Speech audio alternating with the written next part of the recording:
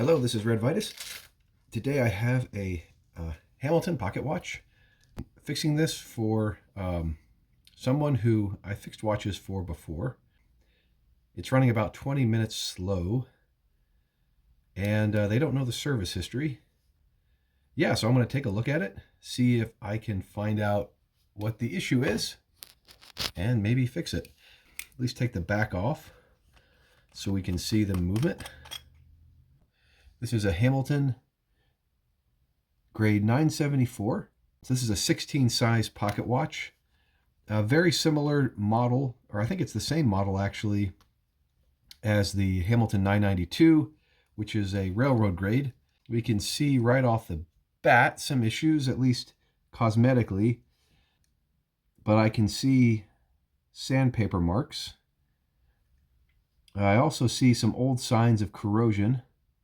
Now this wheel should be polished and with the same snailing pattern as in the crown wheel. I don't know if I can do snailing, but I could at least polish this wheel and see how it looks. The balance, has some motion to it. Probably the pivots are okay, but we'll take a closer look at those. It's ran down, so I shouldn't have to let the power down, but I'm going to do that anyway because I just think it's the safest way to work on a watch. So let's just test it and let any residual power out, and that looks good. So there's going to be no surprises here. Now these hands are a little bit difficult to set. There's kind of looks like some unpleasant noises. Maybe some gears meshing together improperly. I don't know what's causing that yet, but hopefully that will reveal itself. I can remove these hands while the watch is still in the case. Let's just do that. I'll take this bezel out.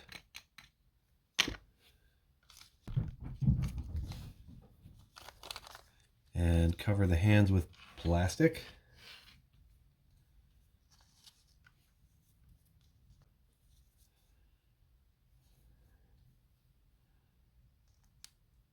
Now these are just levers, hand levers, to go under the hands, and it should pop them off. There they go. Look at that. Easy peasy. I don't need to remove the second hand though. That will come off with the dial. So now there are two case screws on this watch.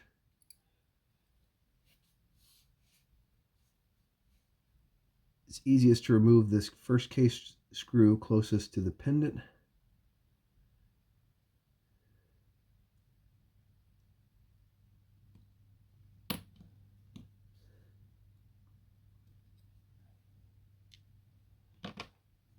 Okay. And this screw should let the movement out of the case once it's out.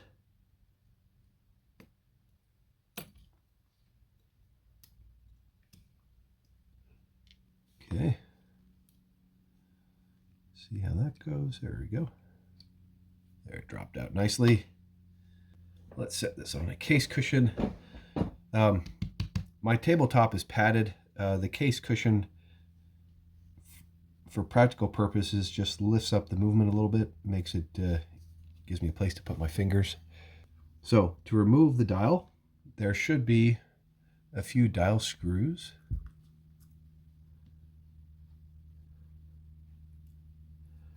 And there's one. So I loosen these a little bit. Here's number two. I hope I'm in the camera focus. And there's the third one.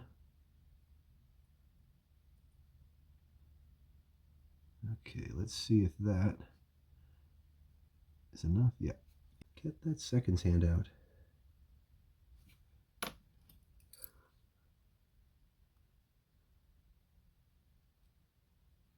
There we go. Popped right out. Okay. It's a nice metal dial. There's the seconds hand still sitting in the subdial.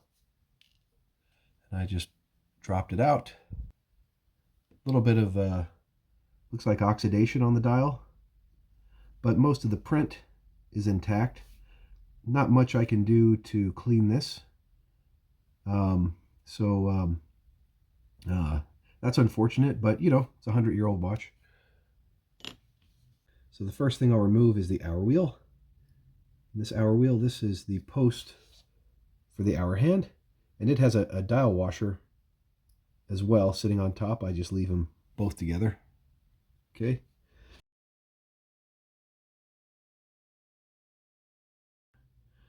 I'll point out some of these parts, at least the ones I recognize. This, I believe, is a set lever spring. This pin that you see here is probably the underside of the set lever, and that just activates the pendant set mechanism. Then you have a yoke spring. Here is your winding pinion, obviously to wind the watch, and this is your sliding pinion, which moves either in this direction for winding or in this direction for setting. Okay, so now I'd like to remove the cannon pinion.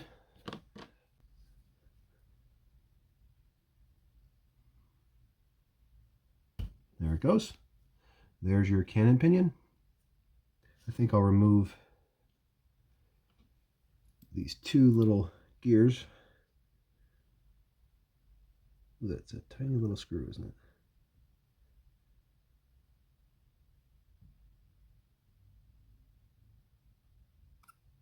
Oops. Need to go one size up.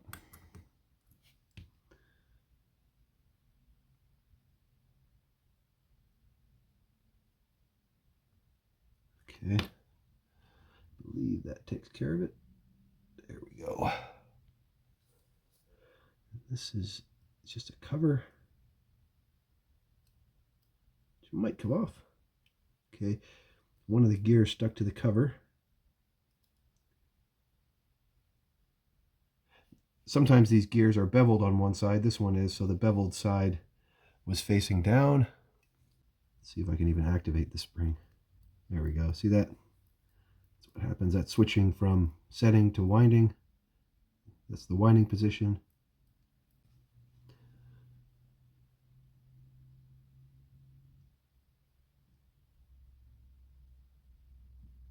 That is a tight screw. I think this watch is overdue for service.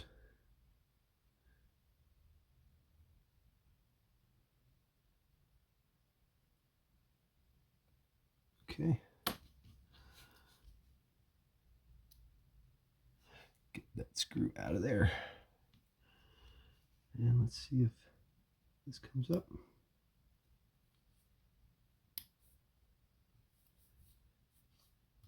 There we go. Okay, that is the yoke. It has a pin on the other side.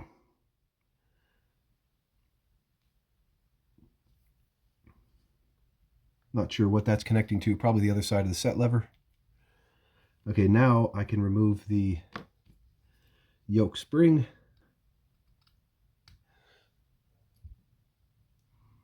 I have my camera turned a little bit at an angle.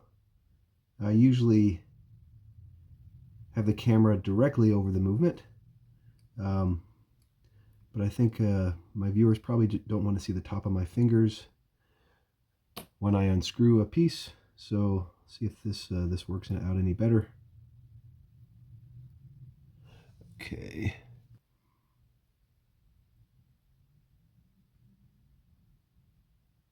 There it goes. Oh, it's kind of like a perfect fit. It just comes out. I'm not using any, I'm not stressing the spring. I'm just gently lifting it, and maybe it'll come out.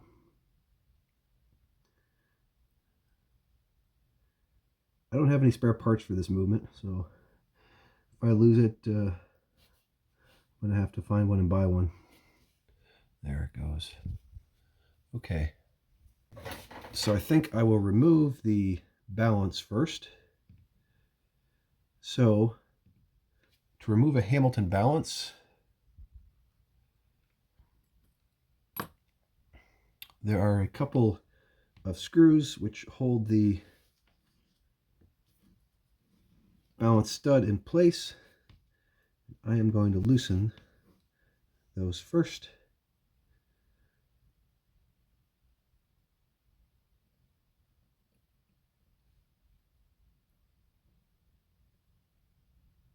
Okay, don't need to take them out, just loosen them.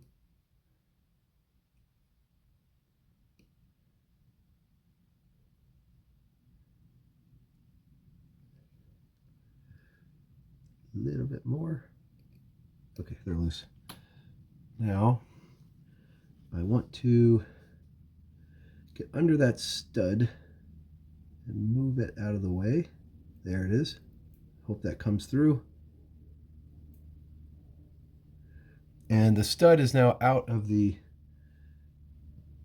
balance cock, but it's inside the regulator pins, so I want to lower it out of the regulator pins if I can.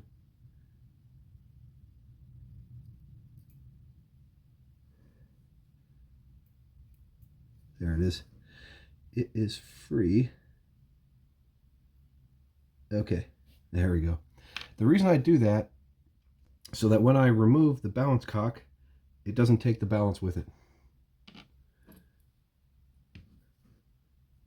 Which I'm going to do now.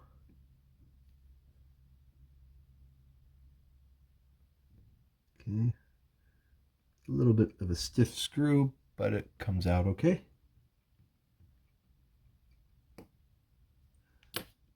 So I'm taking out the balance cock screw and I'll pry it up. There's an opening right here where I can hopefully pry up this balance cock. Yes. There, look at that. I'll need to tighten these two screws so they don't fall out in the cleaner. All right, and now I can remove the balance if I'm on camera. Maybe I can remove the balance, maybe. It's a tight fit in here, guys and gals. Ooh, that is a tight fit. That's surgery. There's your balance. I'll get my macro lens and zoom in on this. This is a botched balance repair. The two screws along the balance arms have been retapped, and the tap cut into the balance arms. I haven't seen anything like this before. All right. Let us remove next this ugly ratchet wheel.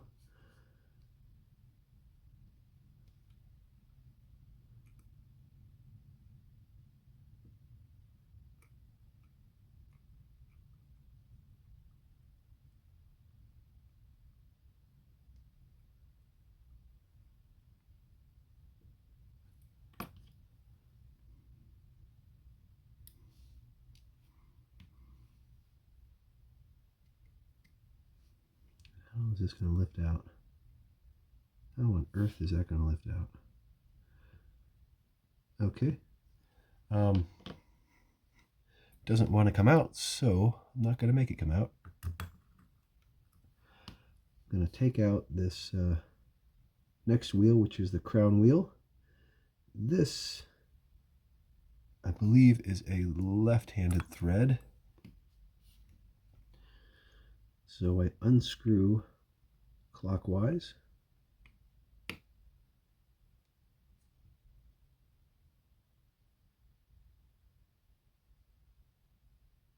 doesn't want to budge. Well, I don't have to remove it to take this bridge off. So since that's the case, I think I will just take the bridge off and then get those plates out later.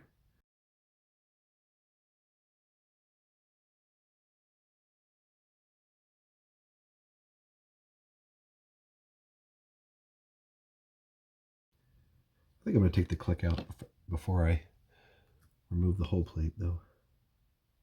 This click has some oxidation. It's going to need to be polished. Don't want rust in this movement when it's done. And there's the click screw.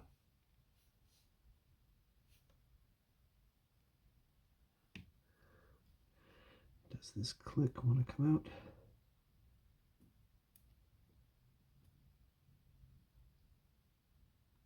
Yeah.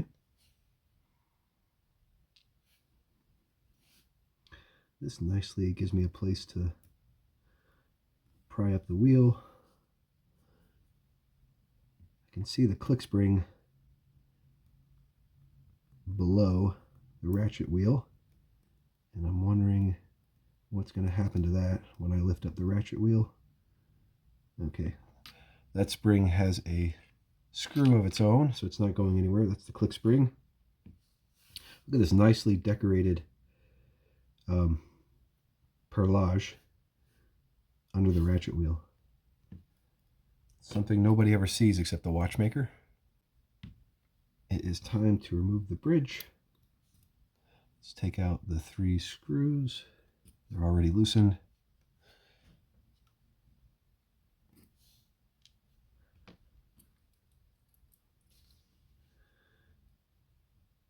And we'll pry this off. Pry it up.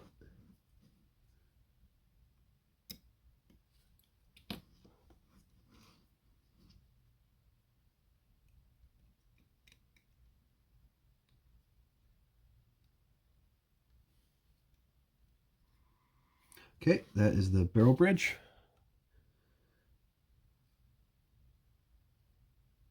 And there's the underside. There's a little gear here, which I believe is for setting the and winding the watch when it's outside of the movement or outside of the case. But I can take out this center gear. Take out this gear. This gear has a few parts. It has this pusher rod, I don't know what it's called, that activates the setting lever. And this is the sliding pinion. And this is the winding pinion. Now I remove the train bridge.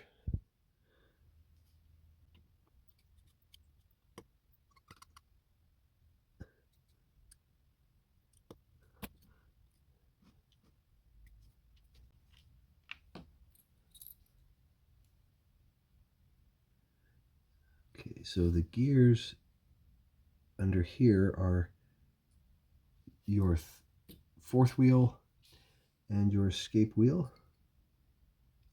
There's the bridge. The underside of that bridge has a serial number. Now I remove the 3rd wheel.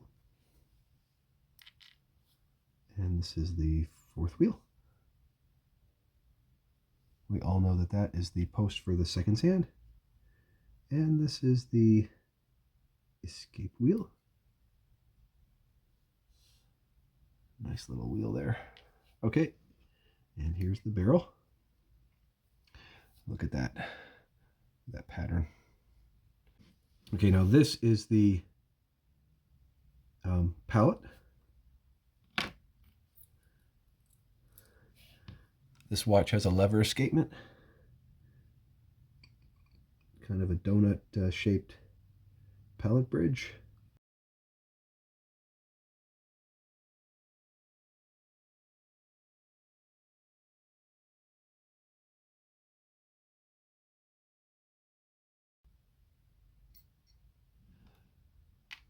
And there is the pellet fork. What a nice pellet fork. Okay. So you see this is a pellet fork. This looks like it has a... this is a single roller. You know, I didn't even look at the balance, but this is a single roller. The type of pellet fork you'd have for a single roller. Let's get that balance out. Yep, single roller from the 20s. All right, Now I need to attack that giant spring. Oh boy. Just what I was looking forward to. This spring, I can't tell if it's rusted or it looks like someone tried to sand it and refinish it, but they did kind of a ugly job. All right, someone's out there criticizing my work right now, so probably shouldn't say anything. I'm going to partially screw in this screw and loosen this, take the tension off of the spring.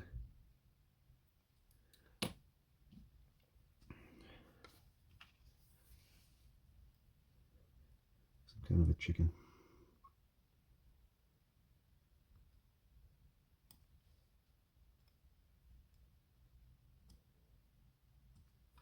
This spring is huge.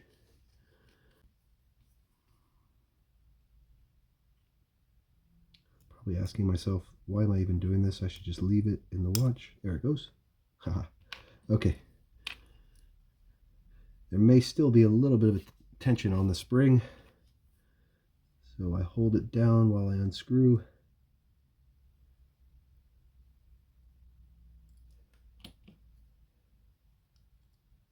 Okay. Look at that. Look at how much it bends. See, that's the resting position of the spring, and it bends all the way over onto that lever. That is nuts. Ooh. And it's rusted too. It is a good thing I took this out. A little bit of oxidation on that side. Got to clean that up, folks. Now I can remove this setting lever.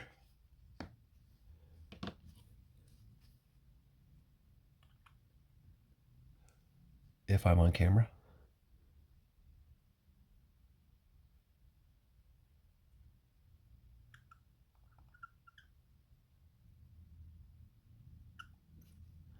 That screwdriver is too small for this screw,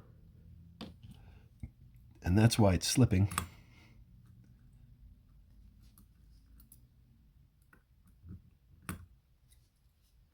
So I'll go one size up.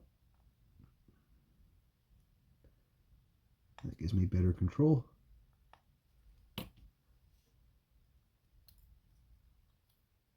Get out of there. Setting lever. Look at that. Now it comes off easier.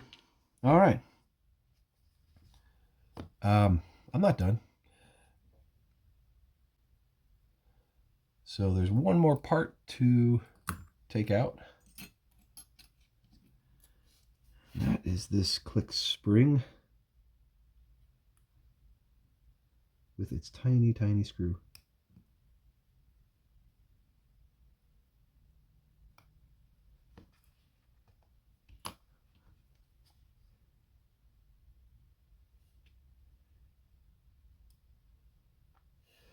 Okay, look at that. And we are as done as we're going to get for the moment. I'm going to run these parts through the cleaner. Try again to remove this screw, and then run this through the cleaner one more time, and then I'll reassemble.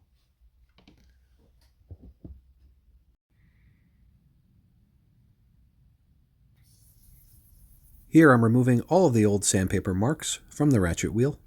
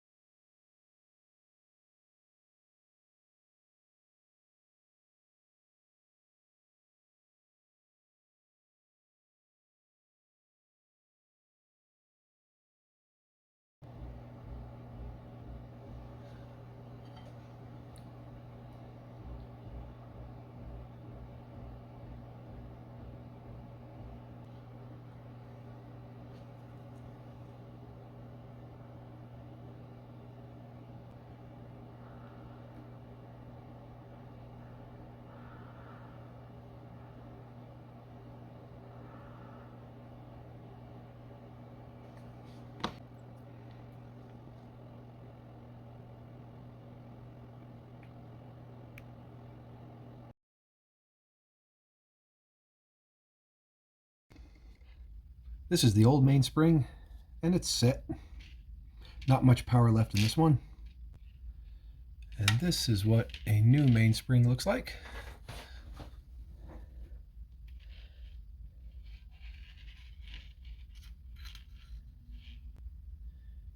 This is the wound mainspring with the T end.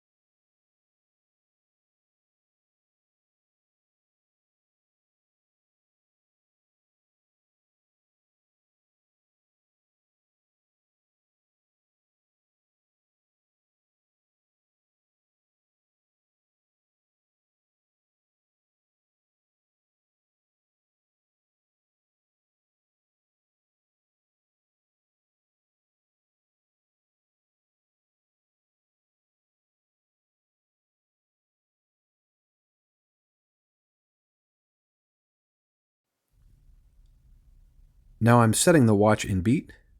This ensures that the impulse jewel, when the balance is in its resting position, is in the middle of the pellet fork.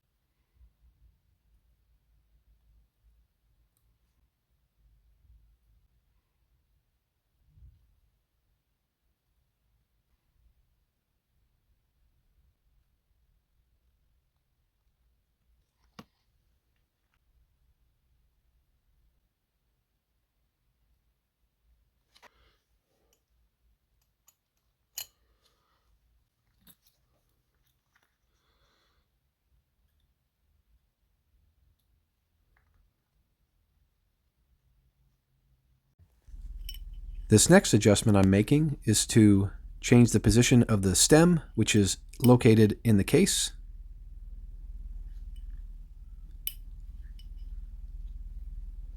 I first need to unscrew the crown, and that exposes the threaded portion of the stem. Then with this sleeve wrench,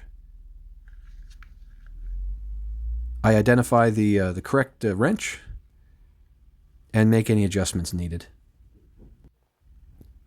This should address the setting issues that were encountered before I serviced the watch.